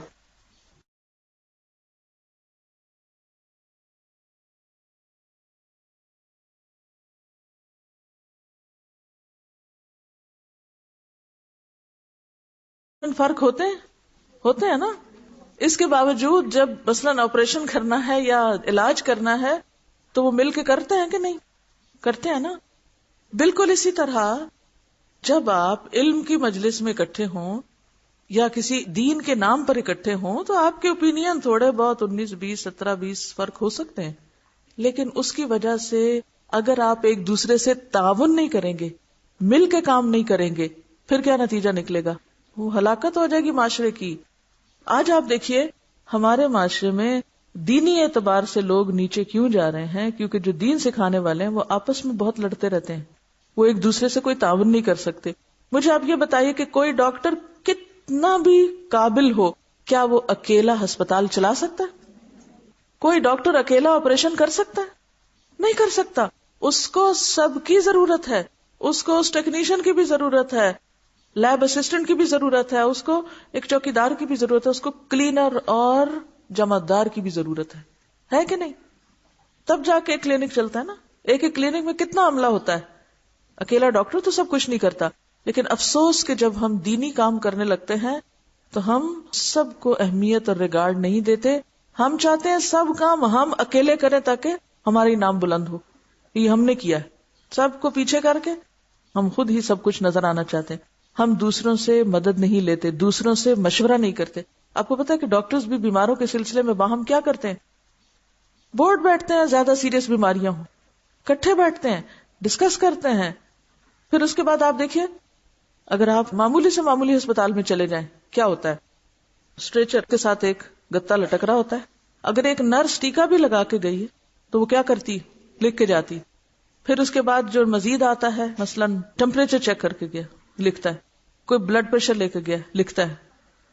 یعنی چھوٹی سے چھوٹی بات بھی سب لکھی جاتی، ریکارڈ تیار ہوتا ہے، ایک ہسٹری تیار ہوتی، ایک سیکوینس پورا بنتا ہے. تب جا کے یعنی ایک طویل ایک سفر طے ہوتا ہے ایک مریض کا، پوری فائلیں بنتی ہیں. ہم اپنے اسٹوڈنٹس کے نام تک کے بارے میں بھی نہیں جانتے ہوتے. فائلیں کہاں سے بنے گی؟ ہم کہتے ہیں یہ غیر ضروری کام ہے. ہمیں نہیں پتا کہ اس کا بیک گراؤنڈ کیا ہے، ہمیں نہیں پتا اس کے مزاج کیا ہے، دلچسپی نہیں ہے کوئی. ہمیں تو صرف اسے دلچسپی کتاب کھولیں اور ایک لیکچر سنائیں گھر جائیں. اس سے تو علاج نہیں ہوا کرتا. ایک معلم کو، مبلغ کو معاشرے کے اندر لوگوں سے ملتے جلتے رہنے کی ضرورت ہوتی ہے، اس کے بغیر آگے نہیں کام بڑھتا. تو بات یہ ہے کہ ہم اگر لوگوں کی ضرورت کے وقت وہاں اویلیبل ہی نہ ہو، ان کی رہنمائی نہ کریں، ان کے بیچ میں ہی نہ ہو، تو کیسے بات بنے گی؟ یا دین کے نام پہ اکٹھے ہو کر باہم کام کرنے والوں کے درمیان کوآرڈینیشن ہی نہ، ایک دوسرے کو کام ہی نہ سکھائے. اگر کوئی ڈاکٹر یہ سوچے کہ جو کام مجھے آتا ہے میں ایکسیلنس کے لیول پر ہوں، اگر کوئی ایسا ہوگا تو میرے ساتھ چلے گا ورنہ میں کسی کو کچھ نہیں سکھا سکتا، تو کیا اس سے کام چلے گا؟ نہیں. اگر آپ خود کام کرنا جانتے ہیں تو اپنے ساتھیوں کو ساتھ لے کے چلنا ہوگا، ان کو بھی کام سکھانا ہوگا. کتنی بھی کوئی پڑھائی کر کے آیا اور کتنی بھی کوئی ٹریننگ لے کر آیا ہو، جب وہ کام شروع کرتا ہے کسی نئی جگہ پر تو پھر نئے سرے سے کیا ہوتا ہے؟ پھر نئے سرے سے سیکھنا پڑتا ہے نا، اس ماحول کو سیکھنا پڑتا ہے، لوگوں کے درمیان ایک انڈرسٹینڈنگ پیدا کرنی پڑتی ہے. تو دین کا کام بھی باہم کوآپریشن، کوآرڈینیشن، مدد کے بغیر، قربانی کے بغیر نہیں ہوا کرتا. اگر ہم واقعی چاہتے ہیں کہ انسانیت کے لیے رحمت کا پیغام بن جائیں، انسانیت کی خیر و بھلائی کے لیے کچھ کریں، اور وہ خیر و بھلائی کس پہ پلٹنی ہے، واپس کس کی طرف آنی ہے؟ کرنے والے کی طرف، اپنے فائدے کے لیے. تو جب تک ہمارے اندر یہ اخلاق نہیں ہوگا، یہ طریقہ کار نہیں ہم فالو کریں گے، یہ ڈسپلن فالو نہیں کریں گے، تو محض خواب دیکھنے سے کچھ نہیں ہوگا. اسی لیے معاشرے کا حال نہیں بدل رہا. افسوس کہ یہ ادارہ ڈیولپ ہی نہیں ہم نے کیا، اس سسٹم پر کوئی توجہ ہی نہیں دی کہ اس کا بھی کچھ سلسلہ. اور یہ افسوس کہ یہ ہمارے مسلمانوں کے اندر ہی مشکل ہے. اسی لیے ہم دین دنیا دونوں لحاظ سے زوالی یافتہ ہیں. کرسچنز میں بھی ایک پورا سسٹم ہے کہ کون پریسٹ ہوگا، کتنے سال پڑھنا ہوگا، صرف اپنے دین کو نہیں اور ادیان کو بھی پڑھنا ہوگا، ان ملکوں کے حالات بھی پڑھنے ہوں گے، وہ زبانیں بھی جاننی ہوگی. اور آپ کو معلوم ہے کہ ایسے ایسے ادارے قائم ہیں ویسٹ میں کہ جس میں لوگوں کو اس طرح کے ایک مصنوعی ماحول کے اندر رکھا جاتا ہے. مثلاً اگر کسی نے تبلیغ کرنا ہے سعودی عرب میں آ کے مثلاً یا کسی عرب ملک میں، تو وہ امریکہ میں اسی طرح کے علاقے کو منتخب کر کے وہاں ادارہ بنا کے اسی شدید گرمی والے علاقے میں رکھ کے، ویسا ہی لباس پہنا کے، ویسی زبان سکھا کے، ویسے ہی سچویشنز پیدا کر کے ٹریننگ دیتے ہیں کہ اب جاؤ، اب کرو کام. اور اس پر بعض مشنریز کو جہاز تک اڑانا سکھایا جاتا ہے، پیراشوٹ سے اترنا سکھایا جاتا ہے. یہ میں نے خود پڑھی تھی یہ چیزیں، کہ ٹریننگ صرف مذہبی کتاب پڑھنے کی نہیں ہوتی، کہ خدا نخواستہ اگر کہیں خطرے کی بات ہو، کیونکہ وہ بھیجتے ہیں نا افریقہ کے جنگلوں میں یا ایسے ایسے دور دراز علاقوں میں کہ جہاں ان کی جانوں کو بھی خطرہ ہوتا ہے، مارے بھی جاتے ہیں لوگ، تو ان کو پھر سیلف ڈیفenس کی ٹریننگ بھی دے کے بھیجتے ہیں. یعنی سینکڑوں زبانوں میں بائبل کے ترجمے کیے گئے ہیں، ریڈیو اسٹیشنز قائم کیے گئے ہیں، کتابوں کی ایک یلغار ہے، لٹریچر کا ایک سیلاب ہے، چاہے وہ سب کچھ باطل پر مبنی. مسلمانوں کے یہاں ایسی کوئی چیز نہیں، اگر ہو بھی تو ایک دوسرے کو کاٹتے رہتے ہیں، وہ کتاب نہ پڑھنا، وہ کیسٹ نہ سننا، وہ فلانے کے پاس نہ جانا. یعنی بجائے اس کے کہ انرجی ہم اس میں لگائیں کہ اس کی اصلاح کر دیں، اس کو سمجھنے کی کوشش کریں، پوری انرجی اس پہ لگاتے ہیں کہ ایک دوسرے کو کاٹیں گے. اب تھوڑا سا ایک اور پہلو سے غور کیجئے، تھوڑا سا ایک اور اینگل سے دیکھیے. وہ کیا اینگل ہے کہ مختلف قومیں کس طرح کام کر رہی ہیں، چاروں طرف دشمن ملکوں کے بیچ میں کیسے سروائیو کر رہا ہے، کس بنیاد پر، کون ہے وہ؟ اسرائیل. ماشاءاللہ معلومات تو خوب ہے، مثالیں بھی پتہ ہیں، لیکن کام نہیں کرنا ان کی طرح، کیونکہ وہ دشمن ہیں ہمارے، ان کی طرح کام کریں ہم. اسرائیل میں کیسے کام ہوتا ہے، ایک چھوٹی سی مثال. سلطنت عثمانیہ سے برطانوی انتداب میں منتقل ہوتے ہی بیت المقدس میں یہودیوں کو اپنے خواب کی تعبیر ملی. یعنی جب ان کو وہ ڈکلریشن ہو گیا اب تھرو، تو اس کے بعد ان کو ہوپ ہو گئی کہ اب ہمیں جگہ ملنے والی. اب وہ اس شہر مقدس میں اپنی مرضی سے عظیم تر اسرائیل، گریٹر اسرائیل کے قیام کے لیے پوری آزادی سے جدوجہد کر سکتے تھے. اس سلسلے میں برطانیہ سے سب سے پہلے جن منصوبوں کی اجازت لی گئی وہ ایک یونیورسٹی اور ہاسپٹل کا قیام تھا. اسرائیل بنانے کے لیے سب سے پہلے 2 کام کیے گئے، یونیورسٹی اور ہاسپٹل کا قیام. اب ہم بھی اپنی موومنٹ کو دیکھ لیتے ہیں کہ پاکستان بنانے کے لیے یا بننے کے بعد ہم نے ملک کی ترقی کی بنیادیں کن چیزوں پر رکھی. وہاں آپ دیکھیے کہ انہوں نے کام کس طرح کیا ہے. یہ اجازت فوراً مل گئی، ہارملیس چیز، اسکول بھی اور ہاسپٹل بھی. اور بیت المقدس کے مشرق میں ماؤنٹ سکاؤپس کے سب سے بلند مقام پر، اونچی ہل پر، یونیورسٹی اور ساتھ ہی شفا خانے کی تعمیر کا آغاز کر دیا گیا. وہ اتنا اونچا لے جانے کی کیا ضرورت تھی؟ سخت جان بنانے کی بات ہے، قربانیاں کروانے کی، عملی طور پر قربانی کرا کے وہاں جو پہنچے گا پھر وہ کام ہی کرے گا. کھیل تماشے کے لیے کوئی نہیں وہاں جائے گا. حضرت موسیٰ علیہ السلام بھی تو کوہ طور پہ گئے تھے نا، آئسولیٹڈ جگہ پر جا کر علم حاصل کیا تھا. آج ہماری مشکل کیا ہے، اگر کسی خاموش آئسولیٹڈ ذرا دور کے ایریا میں کوئی جگہ منتخب کی جائے تو سب سے پہلے اعتراض یہ تھا کہ لو وہاں کون جائے گا. اب آپ دیکھیے، عمارت کی تعمیر شروع کی گئی. عمارت کی تعمیر تک جامعہ کے قیام کا انتظار نہیں کیا گیا کہ عمارت بنے گی تو ہم یونیورسٹی قائم کریں گے. 1918 سے ہی سلسلہ درس کا آغاز ہو گیا، یعنی عمارت بننے سے پہلے. آج جب ہم دین کا کام کرنے لگتے ہیں تو کہتے ہیں برانچ کہاں بنائے، کوئی جگہ نہیں ہے، کوئی کرائے پر جگہ لیں، کیا کریں، کوئی عمارت ہی نہیں بنی، کام تو ہو ہی نہیں سکتا. اس لیے ہم ابھی فارغ ہیں. جامعہ عبرانیہ ہیبرو یونیورسٹی کی قلعہ نما عمارت 1925 کے اوائل تک مکمل ہو گئی. کتنے سال بعد عمارت بنی؟ 7 سال بعد. اور 1 اپریل 1925 کو اس کا باقاعدہ آغاز کیا گیا. یہ یونیورسٹی قیام اسرائیل کے لیے، ابھی اسرائیل نہیں بنا، تیاری ہو رہی ہے، اہم ترین پیش رفت تھی. اس ادارے میں وہ انسان ڈھالے جاتے تھے جو آئندہ قائم ہونے والی ریاست کو مکمل نظریاتی ہم آہنگی اور پیشہ ورانہ مہارت سے چلا سکے. یعنی ایسے افراد کی تیاری کا کام شروع کیا گیا کہ جن کے اندر مقصد کی دھن بھی ہو اور سکلفل بھی ہو، کام بھی کوئی آتا ہو. عبرانی زبان کو اثر نو زندہ کر کے تمام علوم کے لیے اسے ذریعہ تعلیم قرار دیا گیا. اب آپ دیکھیں، وہ زبان جو ان میں سے کوئی نہیں بولتا تھا اس کو میڈیم آف انسٹرکشن بنا دیا گیا تاکہ نئی نسل علوم و فنون کی روح تک پہنچ سکے اور غیر زبان سیکھنے کی اضافی محنت کے علاوہ ہر طرح کی بیرونی تہذیب سے محفوظ رہ سکے. اس مقصد کے لیے اساتذہ نے اپنی زندگیاں وقف کر دیں. ایسے ایسے اساتذہ جنہیں یورپ کی یونیورسٹیز میں $لاکھوں کا مشاہرہ مل سکتا تھا، یہاں مزدور کے برابر معاوضے پہ پڑھانے لگے. جنہیں یورپ میں لاکھوں ڈالر مل سکتے تھے پڑھانے پر، وہ کتنی پے پر اس جگہ پہ آ کے پڑھانے لگے؟ مزدور کی تنخواہ پر. یہاں کے طالب علم دنیا سے نرالے تھے کہ انہیں چھٹی کے لمحات گراں گزرتے، ان کو چھٹی سے بڑی تکلیف ہوتی تھی. اب کمپیریزن کرتے جائیے، پھر نتائج بھی دیکھیے.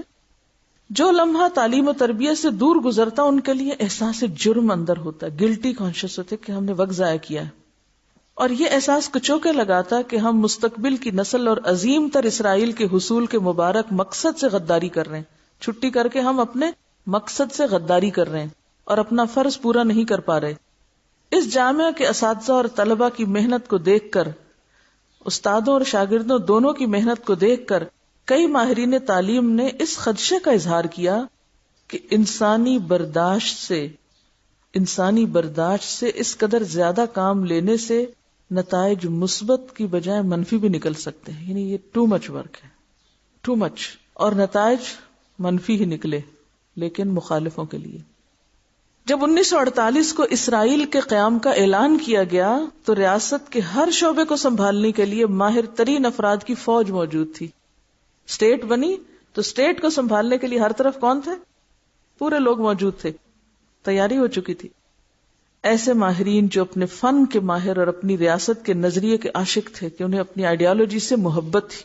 ہم نے بھی نظریے کی بنیاد پر ملک لیا تھا، لیکن صرف احتجاج اور لڑائی جھگڑے سے جو آغاز کیا اسی کو اپنا مستقبل سمجھا، اور آج تک اسی طریقے پہ عمل کر رہے ہیں.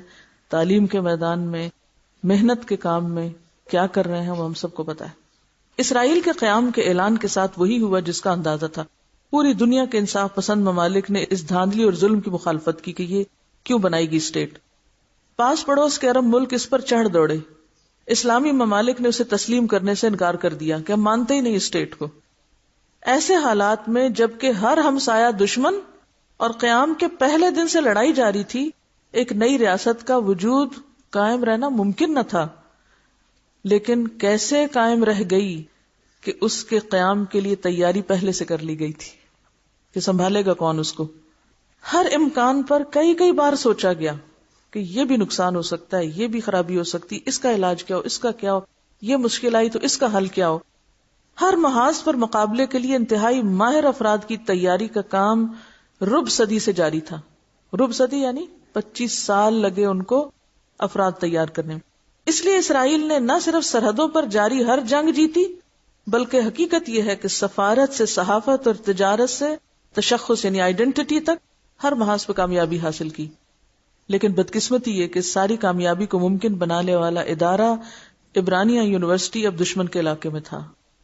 اب آپ دیکھیے ہوا کیا، جب اسرائیل کا وہ نقشہ انہیں دیا گیا کہ یہ تمہارا علاقہ ہے تو یونیورسٹی باہر ہو گئی، وہ ان کو ملی نہیں. اب کیا ہونا چاہیے تھا؟ سب کو جلوس نکالنا چاہیے تھا، وہ نکال کے تو وہاں پہنچ جاتے. اگر علی گڑھ اور جامعہ عثمانیہ قائم نہ ہوتی تو قیام پاکستان کا سوچا نہ جا سکتا تھا. یہ طے ہے کہ دوسری جنگ عظیم کے بعد مالی دباؤ کے باعث برطانیہ اس خطے کو چھوڑ جاتا، لیکن مسلمانوں کے لیے الگ الگ ملک کا مطالبہ کرنے والے کہاں سے آتے؟ اس ملک کی تحریک چلانے والے اس مقدمہ کو انگریز کی میز تک کون پہنچاتے؟ ان کو کنہوں نے پہنچایا؟ یہ سب جانتے ہیں کہ جو پڑھے لکھے لوگ تھے وہی یہ سب کچھ کر سکے. اب ہوا یہ کہ پاکستان بنا تو یہ یونیورسٹیاں پاکستان میں شامل نہ ہو سکے، علی گڑھ بھی اور دوسری بھی. جامعہ عثمانیہ جو قیام پاکستان سے قبل اردو میں PhD تک کی تعلیم دیتی تھی، ہندوستان کا حصہ بنتے ہی اس کا ذریعہ تعلیم انگریزی کر دیا گیا، میڈیم آف انسٹرکشن بدل دیا گیا. ہم نے خون کے آنسو بہائے لیکن صبر کر لیا، کوئی آلٹرنیٹ نہیں تلاش کیا. اہل اسرائیل نے ایسا نہیں کیا. فرق دیکھیے اب کہاں سے ہوا. قیام کے اعلان کے بعد اردن سے جاری جنگ بندی کا معاہدہ کیا گیا تو مشرق بیت المقدس اردن کا حصہ قرار پایا. اب اسرائیل کے دونوں محترم اداروں حداثہ شفا خانہ اور جامعہ عبرانیہ سے تعلق کی یہی صورت ممکن تھی کہ 15 دن میں ریڈ کراس تنظیم کا ایک قافلہ ضروری ادویات لے جاتا اور اشیاء ضرورت کی فہرست واپس لے آتا. اور اس جامعہ سے جدائی کیسے برداشت کر سکتے تھے جس نے عبرانی زبان کو نئی زندگی بخشی اور اپنی زبان میں جدید تعلیم کو ممکن بنا کر رٹو طوطوں کی جگہ حقیقی ماہرین تیار کیے. ایسے ماہرین جو ہر امتحان میں پورے اترتے، وہ یہ کب برداشت کر سکتے تھے کہ ایسے ماہرین کو جنم دینے والی درسگاہ جس نے ملک کا حصول ممکن بنایا اس سے منہ موڑ لیں اور آئندہ کی نسل میں کوئی ایسا ماہر نہ مل سکے جو اس ریاست کی تعمیر کا کام کر سکے۔ اس مسئلے کا حل یہ نکالا گیا کہ مغربی بیت المقدس میں دونوں اداروں کو نئے سرے سے قائم کیا گیا۔ ہم نے تو وہ دو ادارے کھونے کے بعد دوبارہ اس لیول کے ادارے نہیں بنائے جو نظریاتی ہوں، انہوں نے بغیر کسی دیر کے فوراً مغربی حصے میں نئے سرے سے دونوں ادارے کھول دیے۔ اگلے 18 سال تک یہ دونوں ادارے بغیر ایک چھٹی کے نئی عمارتوں میں کام کرتے رہے۔ 18 سال انہوں نے نئے سرے سے لگائے یہ دونوں ادارے بنانے کو، اور ان 18 سالوں میں ایک دن چھٹی نہیں کی، اتنا کام کیا۔ 1967 کی 6 روزہ جنگ کے نتیجے میں اسرائیل نے بیت المقدس کے مشرقی حصے پہ بھی قبضہ کر لیا۔ بیت المقدس کی تقسیم تمام یہودیوں کے لیے پہلے دن سے ناقابل برداشت تھی۔ اب جو موقع ملا تو یہ حساب برابر کر دیا گیا۔ تمام عالمی اداروں اور اکثر ممالک کے احتجاج کے باوجود بیت المقدس کو اسرائیل کا دارالحکومت قرار دے دیا گیا۔ یعنی جنگ میں مسلمان وہ جگہ اپنے ہاتھ سے چھوڑ بیٹھے اور ان کو وہ بھی چیز واپس مل گئی جو کل چھٹی تھی، کیونکہ تیار تھے۔ اس پر عالمی احتجاج کی صرف یہ صورت سامنے آئی کہ آج کئی ممالک اپنے سفارت خانے تل ابیب میں قائم کیے بیٹھے ہیں۔ یعنی پہلے احتجاج کیا، اب سب وہاں کام کر رہے ہیں، اور بیت المقدس کو دارالحکومت تسلیم کرنے سے انکاری۔ جامعہ عبرانیہ اور حداثہ شفاخانہ اپنی اصل عمارتوں میں منتقل کر دیے گئے۔ دوبارہ جب ان کو وہ حصہ ملا اصل عمارتوں میں چلے گئے۔ ان دوسری عمارتوں کا کیا کیا گیا؟ کیا انہیں کسی بااثر شخصیت کے نام الاٹ کر دیا گیا؟ نہیں، ایسا نہیں ہوا۔ ان نئی عمارتوں کو جو 18 سال پھر بنائی تھی، جو کا تو انہی اداروں کی ملکیت قرار دے دیا گیا۔ آج جامعہ عبرانیہ یعنی ہیبرو یونیورسٹی کی قلعہ نما عمارت، کوئی معمولی عمارت نہیں، قلعہ نما، جیسے جائیں تو لگتا ہے قلعے میں آ رہے ہیں۔ قلعہ نما عمارت میں فنون، لسانیات، معاشرتی علوم کے شعبے قائم ہیں، جبکہ گیوت رام میں قائم نئی عمارت میں سائنس سے متعلق تمام شعبے، یعنی انہوں نے ایک حصے کو کیا کر دیا، آرٹس کے بارے میں، اور دوسرے کو سائنس پر مختص کر دیا۔ ہیبرو یونیورسٹی مشرق وسطی میں اپنے طرز اور معیار کی واحد درسگاہ ہے۔ پورے مڈل ایسٹ میں واحد یونیورسٹی ہے جہاں 19,500 اسٹوڈنٹس پڑھتے ہیں۔ ہیبرو یونیورسٹی میں کتنے اسٹوڈنٹس ہیں؟ 19,500۔ کتنی ہے اس کی آبادی؟ اور اس میں سے یونیورسٹی میں پڑھنے والوں کی تعداد کتنی ہے؟ سوچئے ذرا۔ اساتذہ کی تعداد 1,425 ہے، جن میں 2/3 کی تعلیمی قابلیت، 2/3 کتنے ہوتے ہیں؟ یعنی اگر 3 حصے بنائے تو 2 حصے اس کے PhDs ہیں۔ ماحول کچھ ایسا علمی ہے کہ باہر سے آنے والے طلبہ بھی کچھ ہی دنوں میں اس رنگ میں رنگ جاتے ہیں، یعنی کوئی کیسا بھی نکما جب اندر آتا ہے تو کام کرتا ہے۔ صبح سے شام تک صرف سیکھنے اور تحقیق کے عمل میں مشغول، سب کا ہدف کیا؟ اندر جا کے پڑھنا اور پڑھانا اور ریسرچ، بس۔ کوئی سیاست نہیں، کوئی پالیٹکس نہیں، کوئی لیگ پولنگ نہیں، کوئی کسی کے پیچھے نہیں۔ یہاں کے طالب علموں کے چہرے سے محنت اور عزم کے آثار عیاں ہوتے ہیں۔ یہاں احساس ہوتا ہے گویا اس جگہ سے ابھی بارات اٹھنی ہے، یعنی اتنے خوش ہوتے ہیں لوگ کام کر کے، ہر شخص خوش و خرم، انتہائی مصروف۔ یہاں فزکس، جوہری طبیعیات، کیمیا اور حیاتیات یعنی بایولوجی پر عالمی سٹینڈرڈ کی، انٹرنیشنل سٹینڈرڈ کی ریسرچ ہو رہی ہے۔ ہر سال اس ادارے سے تیار ہونے والے سائنسدان دنیا کی نامور یونیورسٹیوں اور ریسرچ سینٹرز میں اچھے عہدوں اور مشاہرے پہ تعینات کیے جاتے ہیں، یعنی یہاں سے پڑھنے والے ایکسپٹ کیے جاتے ہیں دنیا کی اور بڑی بڑی یونیورسٹیوں میں اچھی پے کے اوپر۔ وہ ایک نظریے کے ساتھ وہاں جاتے ہیں، اپنے ملک کے لیے ایک نرم گوشہ لوگوں کے دلوں میں بناتے ہیں۔ یہاں ہونے والی تحقیق کا معیار اور مقدار تمام ماہر سائنسدان تسلیم کرتے ہیں کہ ٹھیک معیار کا کام ہو رہا ہے۔ ہیبرو یونیورسٹی کی ایک بنیادی اہمیت یہ بھی ہے کہ یہاں جوش نیشنل اینڈ یونیورسٹی لائبریری واقع ہے، دنیا بھر کے موضوعات پر علم کا جامع خزینہ۔ اس کتب خانے میں 35 لاکھ کتب ہیں، 35 لاکھ کتابیں ہیں اس لائبریری میں۔ یہودیت کے موضوع پر یہاں 2 خصوصی ذخیرے ہیں جو پوری دنیا میں کہیں نہیں ملتے۔ عبرانی تحریریں اور مسودے صہیونی کا تحریک کے کارکنوں اور اس خطے میں آباد ہونے والے ابتدائی یہودیوں سے متعلق اشیاء، یہودی موسیقی کا ذخیرہ، اصوات اور صداؤں کا قومی ذخیرہ یعنی آڈیوز۔ سائنس کے حوالے سے بھی یہ کتب خانہ بعض نایاب اور اہم ذخیروں کا مالک ہے۔ تاریخ ادویات، تاریخ کیمیا پر یہاں دنیا کا نادر ذخیرہ موجود ہے۔ اس کتب خانے میں دیگر تحقیقی امور کے علاوہ ہر سال یہودیت کے موضوع پر دنیا میں شائع ہونے والی تحریروں اور کتب کی فہرست ترتیب دی جاتی ہے. یعنی دنیا میں کہیں کچھ بھی یہودیت کے بارے میں چھپے اس کا ریفرنس وہاں موجود ہوتا ہے. مختصر یہ کہ اگر عبرانیہ یونیورسٹی اسرائیل کا دماغ ہے تو یہ کتب خانہ اس دماغ کو زندہ رکھنے والے خون کی طرح ہے. اسے اسرائیلی دانشور، محققین اور طلبہ اپنے سب سے اہم اسلحہ خانے کے طور پہ استعمال کرتے ہیں. مستحکم ادارے کسی قوم کی بقا اور تعمیر کا کردار ادا کر سکتے ہیں. اداروں کی تعمیر، ان کے استحکام کے لیے برسوں کی محنت اور اچھی روایات کی پابندی کے ساتھ ساتھ قومی شعور اور واضح مقاصد کا ہونا انتہائی ضروری ہے. اسرائیل کے قیام کو ممکن بنانے والا ادارہ ہیبرو یونیورسٹی آج اس کے استحکام، تعمیر اور وسعت کے لیے اہم کردار ادا کر رہا ہے. ہم کہاں کھڑے ہیں؟ ہم دین کے نمائندے، جنت کے خریدار اور معلوم نہیں کیا کیا اعلیٰ منزلیں چاہنے والے، جب کام کی باری آتی ہے، پڑھنے لکھنے کی بات ہوتی ہے تو قربانی کے ادنا سے ادنا لیول پر بھی کہیں نظر نہیں آتے. یہ بتا رہی ہیں کہ کراچی میں آغا خان یونیورسٹی جو ہے وہ بھی سال کے 365 دن کھلی رہتی ہے. ریسرچ کا کام، پڑھنے پڑھانے کا کام مسلسل جاری رہتا ہے. اس کے جواب میں ہم صرف کیا کرتے ہیں؟ جلوس نکالتے ہیں، قراردادیں پاس کرتے ہیں، اخباروں میں بیان دیتے ہیں اور اس کے بعد روٹین کی زندگی گزارتے ہیں. پڑھنے لکھنے سے ہمارا کوئی تعلق نہیں. کسی بھی چیز کے لیے قربانی تب دی جاتی ہے جب ہم اس چیز کو اون کرتے ہیں. اون کرنے کا مطلب کیا ہے؟ کہ ہم اس کو اپنا سمجھتے ہیں، یہ میری چیز ہے، یہ میرا کام ہے. ابھی ہم دین کے کام کو اپنا کام نہیں سمجھتے. ہم اتنا بھی نہیں اس کو اپنا سمجھتے جتنا اپنی اولاد کو اپنا سمجھتے. ان ساری باتوں کے پس منظر میں ایک دفعہ پھر ذرا تلاوت سنیے اور پھر ذرا سوچئے اپنے بارے میں کہ آپ نے خود کیا کرنا ہے. صرف بہانے ہی کرتے رہنا ہے. یہ مجبوری نہیں ہے، آگے مواقع نہیں ہے. وہ صرف ایک ہی کام یا ایک ہی چیز یا ایک ہی طریقے کو موقع سمجھتے ہیں، اس لیے بھی آگے نہیں بڑھتے. اور جو کام وہ پیچھے کر چکے ہوتے ہیں اس کے اندر بھی پختگی نہیں لاتے، اس کے اندر بھی کوئی کوالٹی نہیں ہوتی. مثلا آپ میں سے بہت سے لوگ وہ کیا کہتے ہیں، ہم اب قرآن تو پڑھ چکے ہیں، ہمیں کچھ اور پڑھنا ہے. اور اگر میں یقین کریں کہ کوئی ایک صفحہ نکال کے ان سے کہوں کہ اس کا ذرا مطلب بتائیں، ترجمہ بتائیں، تو ترجمہ بھی پختہ نہیں ہوگا. اس کا بھی حق نہیں ادا کیا، لیکن صرف یہ رونا روتے رہتے ہیں اور زیادہ پڑھنے کے لیے کوئی جگہ نہیں ہے. جو کیا ہے، جو کر رہے ہیں، اس کا حق کتنا دیا ہے، اس پہ کتنی محنت کی ہے. اس کو بھی تو صرف ٹیسٹ پاس کرنے کے لیے کیا ہے نا، اس کی بھی تو گہرائی میں کوئی نہیں اترے. یہ جو بھی آپ کورسز کرتے ہیں یہ تو صرف ایک کی ہوتی ہے، دروازہ کھولا جاتا ہے.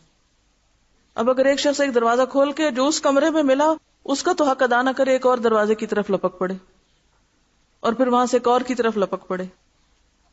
بے حد ضروری ہے کہ جو کام ہم کر بھی رہے ہیں اگر اس کے اندر بھی کوالٹی ہوگی، اس کے ساتھ بھی ایک صحیح تعلق ہوگا، اور اگر 10 دفعہ اس چیز کو بھی پڑھنا پڑے تو پھر آپ دیکھیں کہ کیسے فرقان نظر آتا ہے. فرقان کو آپ یوں امیجن کر سکتے ہیں جیسے ایک لائٹ ہو، ایک نور ہو، ایک روشنی ہو. کیسے؟ کسی بلب کے جلنے یا بجھنے سے ماحول پہ کچھ فرق پڑتا ہے؟ کیا ہوتا ہے؟ روشنی کیا ہے؟ فرقان ہے نا. بلب کیا ہے؟ فرقان ہے. کیسے فرقان؟ جب وہ آف ہوتا ہے تو آپ اندھیرے میں ہوتے ہیں، آپ کو کوئی چیز نہیں پتہ چلتی کہ مجھے کیا کرنا ہے اور کیا نہیں کرنا. جب وہ آن ہوتا ہے ہر چیز نظر آنے لگتی.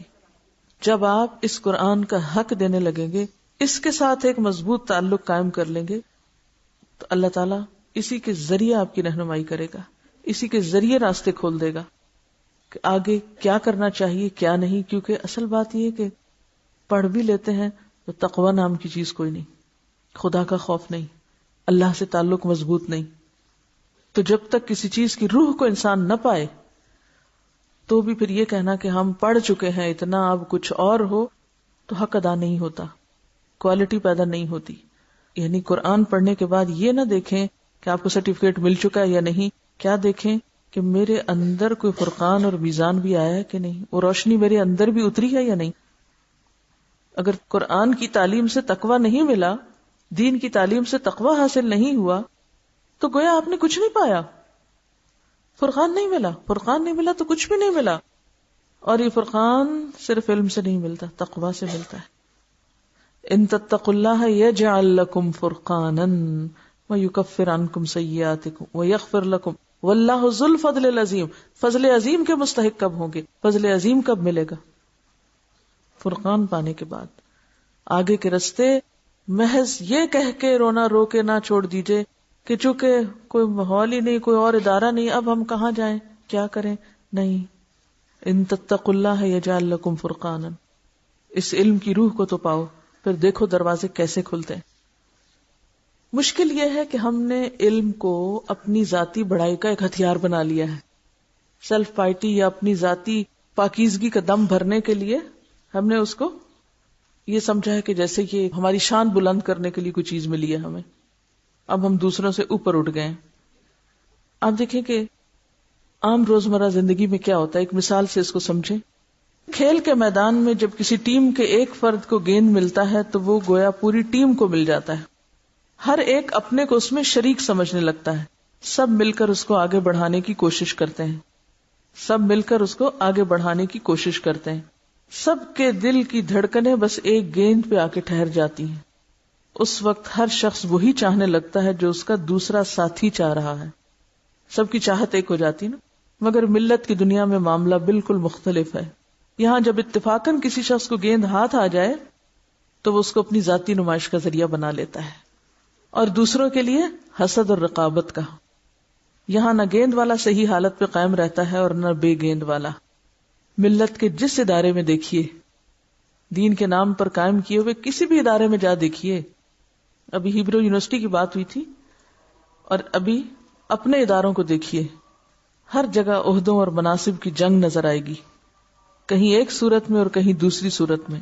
جس کو عہدہ مل گیا وہ اس کو چھوڑنے کو تیار نہیں، جس کو نہیں ملا وہ نہ ملنے پر صبر کرنے کے لیے راضی نہیں.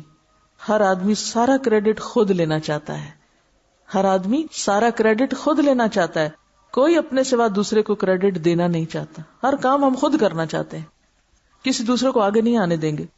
ملت کی ٹیم میں کھیل کی ٹیم والی روح نہ ہونا ہماری اکثر مصیبتوں کی جڑ ہے، کیونکہ گیند تو ہمیشہ ایک ہوتی ہے اور ٹیم کے افراد زیادہ ہوتے ہیں. اگر ہر شخص یہ چاہے کہ اسی کو گیند کے آگے بڑھانے کا سہرا ملے تو گیند تو اپنی جگہ پڑی رہ جائے گی. البتہ ٹیم کے افراد آپس میں لڑنا شروع کر دیں گے. کسی ٹیم کی کامیابی کا راز یہ ہے کہ اس کے افراد یہ جانیں کہ کب مجھ کو گیند لے کے آگے بڑھنا ہے، کب اس کو دوسرے کے حوالے کرنا ہے. ان میں یہ حوصلہ ہو کہ وہ اصل کھیل کو دیکھیں، نہ یہ کہ کریڈٹ کس کو مل رہا ہے اور کس کو نہیں ملتا. اسلامی نقطہ نظر سے موجودہ دنیا کی زندگی سراسر امتحان ہے. بالفاظ دیگر وہ کھیل دکھانے کی جگہ ہے، نہ کہ کھیل کا انعام پانے کی. یہ ذہن اگر صحیح طور پر لوگوں میں پیدا ہو جائے تو ہر قسم کا ٹکراؤ اپنے آپ ختم ہو جائے، کیونکہ اب آدمی کی نظر اپنے فرائض پہ ہوگی نہ کہ عہدوں اور مرتبوں پر. اس کے برعکس اگر زندگی کو امتحان نہ سمجھا جائے تو زندگی ایک دوسرے پر سبقت کا اکھاڑا بن جاتی ہے. زندگی کیا بن جاتی؟ سبقت کا اکھاڑا. باہمی ٹکراؤ کا ایسا سلسلہ شروع ہوتا ہے جو کسی حد پہ نہیں رکتا. اس کے بعد وہ فضا ہی ختم ہو جاتی ہے جس میں لوگ مل کر کام کریں اور دوسرے کی کامیابی پر اپنے دل میں خوشی کی ٹھنڈک محسوس کریں. یہ ایک اور بہت بڑی مشکل ہے ہم سب مسلمانوں کی، کہ جس کی وجہ سے ہم آگے بڑھ نہیں پاتے. لیکن یہ باتیں انہی کو سمجھ آئیں گی جو سنیں گے، جو سمجھیں گے. پنڈی میں ایک برانچ ہے مصریال روڈ پر، ان کے اسٹوڈنٹس نے پچھلا کوئی لیکچر سنا تھا جس میں چائنیز کے بارے میں بات ہوئی تھی. تو لکھتی ہیں کہ اس دن ہم نے لیکچر کے بعد اسٹوڈنٹ سے پوچھا کہ اب ہم نے اپنے آج کو کل سے کس طرح بہتر بنانا ہے، تو سب نے کہا کہ چائنیز اسٹوڈنٹس کی طرح، یعنی کام کر کے. پھر ہم سب نے مل کر اپنی سڑک کی صفائی کی جو کہ کچی اور گندی بھی تھی، اور ہر لڑکی نے کہا کہ اگر ہم روڈ بنوا نہیں سکتے، سڑک بنوا نہیں سکتے، تو کم از کم یہ کر سکتے ہیں کہ ہر لڑکی 10 اینٹیں لے آئے اور سب مل کر روڈ کو ٹھیک کر لیتے ہیں اور کچھ پودے گملے بھی لے آتے ہیں. اس طرح اگلے دن ہم نے اس کو عملی طور پر کر لیا. اور اس کی ایک مثال یہ بھی ہے کہ آپ جو تربیہ کی کلاس میں عمل کی بات کرنے کا کہتی ہیں وہ اسی دن شروع کرنے کی کوشش کرتے ہیں. دوسری اہم بات جس کا ہم سب کو شدت سے احساس ہوا ہے کہ ہم نے ڈبل پرسنالٹی کو ختم کرنا ہے اور اس کے بارے میں بھی مزید سوچنا ہے، اور بہت سی خرابیوں کو کنٹرول کرنے کی ہم کوشش کر رہے ہیں. اور لکھا ہے اگر دین کو ہمارے خون کی ضرورت ہوئی تو آخری قطرہ بھی دے دیں گے. تو انشاءاللہ اگر ایسے جذبے پیدا ہو جائیں اور عملی جذبے تو پھر مشکل نہیں. لیکن بات یہ ہے کہ ہم صرف بات کر کے اٹھ نہ جائیں. اور اس میں آپ یہی دیکھیے کہ خیر اور بھلائی کو عام کرنے کے لیے ایک چھوٹی سی ایفرٹ بھی کتنی بہترین ہو سکتی ہے. وآخر دعوانا ان الحمد للہ رب العالمین. سبحانک اللہم وبحمدک نشہد ان لا الہ الا انت نستغفرک ونتوب.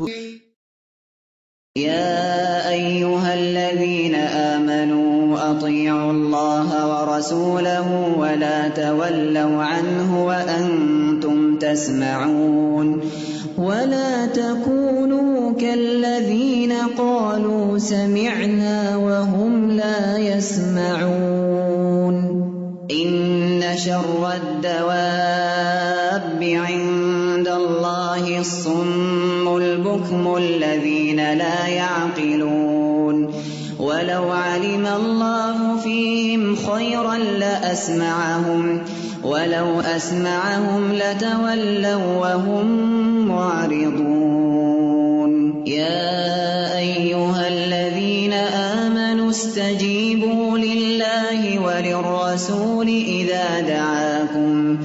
إذا دعاكم لما يحييكم واعلموا أن الله يحول بين المرء وقلبه وأنه إليه تحشرون واتقوا فتنة لا تصيبن الذين ظلموا منكم خاصة واعلموا أن الله شديد العقاب.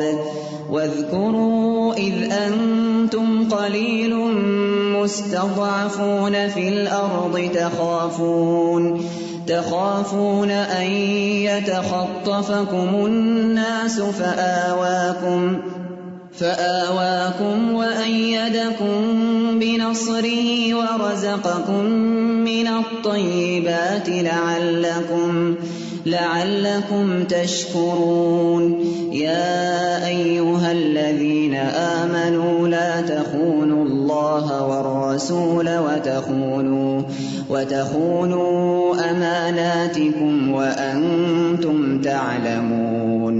واعلموا أنما أموالكم وأولادكم فتنة وأن الله عنده أجر عظيم. يا أيها الذين آمنوا إن تتقوا الله يجعل لكم